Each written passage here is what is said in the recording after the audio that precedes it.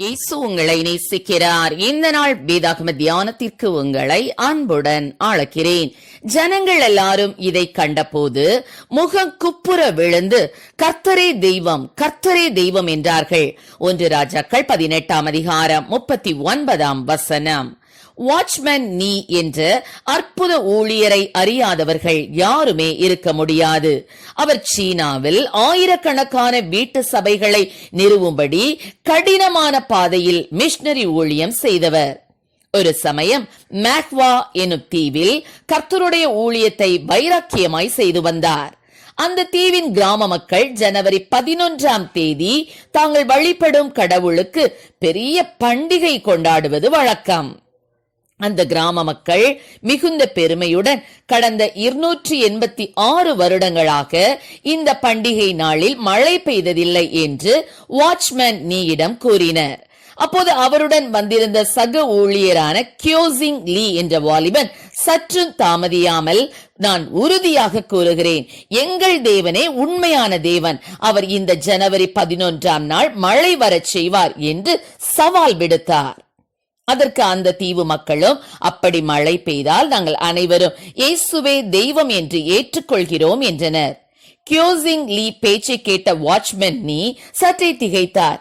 ஏன் தேவையில்லாமல் இப்படி மாட்டிக்கொள்ள வேண்டும் பம்பில் என்று மனதில் சற்று தடுமாறினாலும் மனதை தளர விடாமல் தைரியத்துடன் ஜெபிக்க ஆரம்பித்தார்.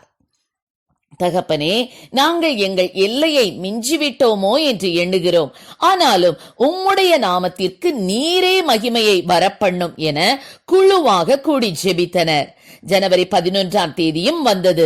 காலை தொடங்கி மதியம் வரை நல்ல மழை பெய்தது.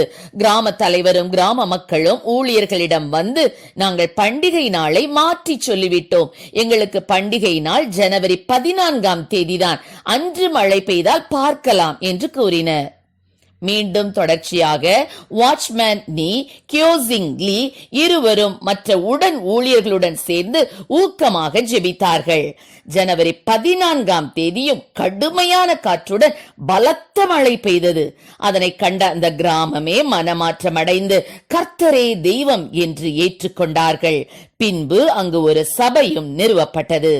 ஆம், என கருமையானவர்களே, வேதாகமத்தில் எலியா தீர்க்கதரிசி பாகாலின் தீர்க்கதரிசிகளுக்கு முன்பாகவும் இஸ்ரவேல் ஜனங்களுக்கு முன்பாகவும் கர்த்தரே தேவன் என்று முழக்கமிட்டு, நீங்கள் உங்கள் தேவனுடைய நாமத்தை சொல்லி கூப்பிடுங்கள், நான் கர்த்தருடைய நாமத்தை சொல்லி கூப்பிடுகிறேன், யார் உண்மையான தெய்வம், அக்கினியினால் உத்தரவு அருளும் தெய்வமே தெய்வம் என்றான். அதற்கு ஜனங்கள் எல்லாரும் இது நல்ல வார்த்தை என்றார்கள். அந்தபடியே தங்களுக்கு கொடுக்கப்பட்ட காளையை அவர்கள் வாங்கி அதை ஆயத்தம் பண்ணி, பாகாலே எங்களுக்கு உத்தரவு அருளும் என்று காலை தொடங்கி மத்தியானம் மட்டும் பாகாலின் நாமத்தை சொல்லி கூப்பிட்டார்கள். ஆனாலும் ஒரு சத்தமும் பிறக்கவில்லை. மறு உத்தரவு கொடுப்பாரும் இல்லை. அவர்கள் கட்டிட பலிபீடத்திற்கு எதிரே குதித்து ஆடினார்கள். அவர்கள் உரத்த சத்தமாய் கூப்பிட்டு தங்கள் வழக்கத்தின்படியே இரத்தம் தங்கள் மேல் வடியுமட்டும் கத்திகளாலும் ஈட்டிகளாலும் தங்களை கீறி கொண்டார்கள். மத்தியான வேளை சென்ற பின்பு அந்தி பலி செலுத்தும் நேரமட்டாக சன்னதம் சொல்லிக் கொண்டிருந்தார்கள். ஆனாலும் ஒரு சத்தமும் பிறக்கவில்லை. மறு உத்தரவு கொடுப்பாரும் இல்லை, கவனிப்பாரும் இல்லை. அந்திபலி செலுத்தும் நேரத்திலே தீர்க்கதரிசியாகிய எலியா வந்து, ஆபிரகாமுக்கும் ஈசாக்குக்கும் யாக்கோபுக்கும் தேவனாகிய கர்த்தாவே, இஸ்ரவேலிலே நீரே தேவன் என்றும் நான் உம்முடைய ஊழியக்காரன் என்றும் நான் இந்த காரியங்களை எல்லாம் உம்முடைய வார்த்தையின்படியே செய்தேன் என்றும் இன்றைக்கு விளங்க பண்ணும். கர்த்தாவே, நீ தேவனாகிய கர்த்தர் என்றும் தேவரீர் தங்கள் இருதயத்தை மறுபடியும் திருப்பினீர் என்றும் இந்த ஜனங்கள் அறியும்படிக்கு என்னை கேட்டருளும், என்னை கேட்டருளும் என்றான். அப்பொழுது கர்த்தரிடத்தில் இருந்து அக்கினி இறங்கி அந்த சர்வாங்க தகன பலியையும் விறகுகளையும் கற்களையும் மண்ணையும் பட்சித்து வாய்க்காலில் இருந்த தண்ணீரையும் நக்கி போட்டது. ஜனங்கள் எல்லாரும் இதை கண்ட போது முகங்குப்புற விழுந்து கர்த்தரே தெய்வம், கர்த்தரே தெய்வம் என்றார்கள். ஆம் பிரியமானவர்களே, நாமும் வாட்ச்மேன் நீயை போல, கியோசிங் லீயை போல, எலியாவை போல கருத்துள்ள ஜெபத்தையும் விசுவாசத்தையும் உடையவர்களாக மாற வேண்டும். விசுவாசத்தில் உறுதிப்படுவோம். கர்த்தரே தேவன் என்று அறிக்கை செய்து அவருக்காக வாழுவோம். கர்த்தர் நம்மை ஆசீர்வதிப்பாராக. ஆமென். ஜெபம்.